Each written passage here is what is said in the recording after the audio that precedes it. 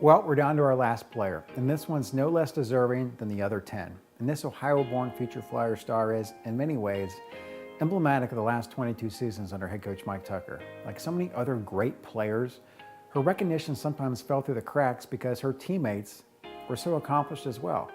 And because of her position on the field and role on the team, the box scores and record books were just never going to be that kind to her.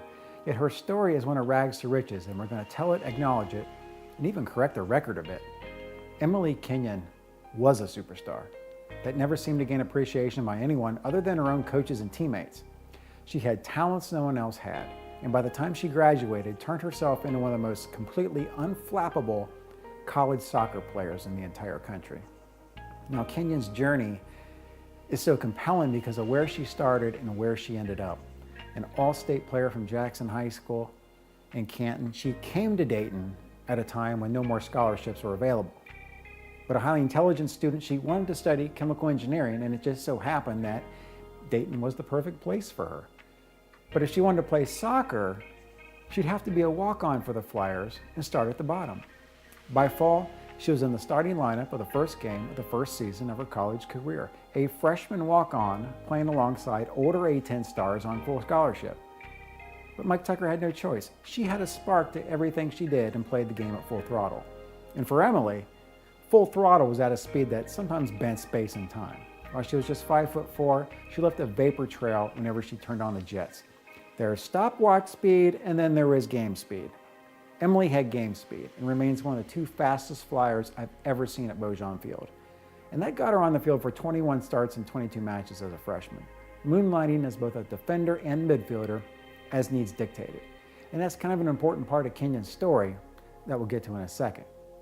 Now, as promising as she was, however, she was keeping a bit of a secret. As Mike Tucker once told me, he was at practice one day and the subject of flip throw-ins came up. A teammate spoke up and said, "Oh, hey, Emily, you can do those flip throw-ins." Well, she reluctantly fessed up about it, and Tucker responded, "Emily, you've been holding out on me?" It just underscored her humility, which isn't all that surprising because that's how she played the game. But that revelation added yet another layer to a growing skill set the program had never seen. There are Swiss Army knives, and then there are those giant boat anchor Swiss Army knives with so many gadgets in them, you're prepared for the apocalypse. That's how you felt when Emily was on the field, prepared. Kenyon started all 20 matches as a sophomore, scoring her first 2 goals, and being named Atlanta 10 All-Conference second team. She'd never receive All-Conference recognition again. Not only is that inexcusable, it's a crime against the soccer gods. Her junior and senior years were the best 2 seasons of her career. By far, she did everything that you would want out of a player. She did all the things everybody talks about but nobody likes to do. Chase down defenders, zip up superstars, win loose balls, tackle with a vengeance, flip the field, and do it without any expectation of individual reward. And by her senior year, the former walk-on was on scholarship and putting together one of the most dominating performances anyone that's followed this program for any length of time has ever seen. Let me put it in better context. Emily played on the same 2011 team as 3-time All-American Colleen Williams and Atlantic 10 Defensive Player of the Year Kathleen Belgian.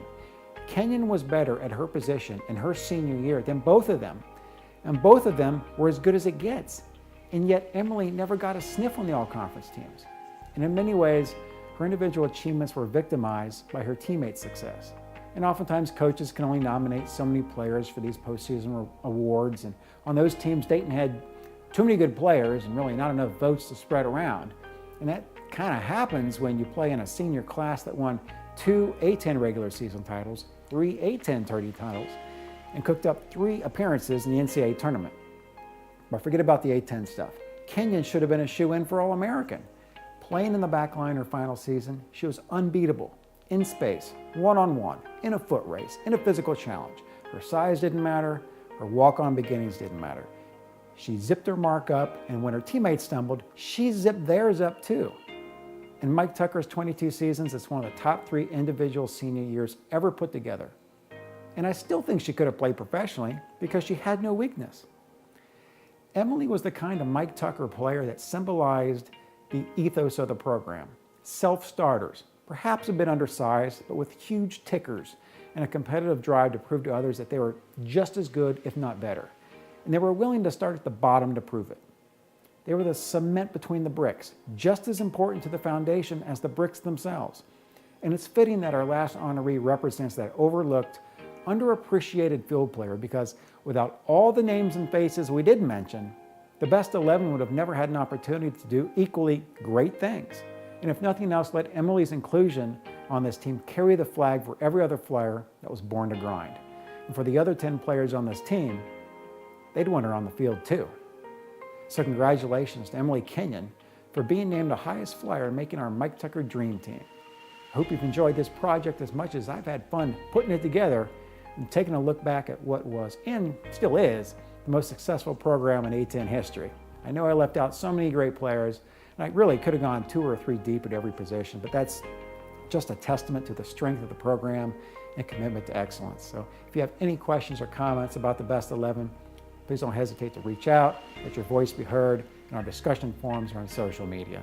Until then, for UDPride, I'm Chris Freeman. Take care and go Flyers.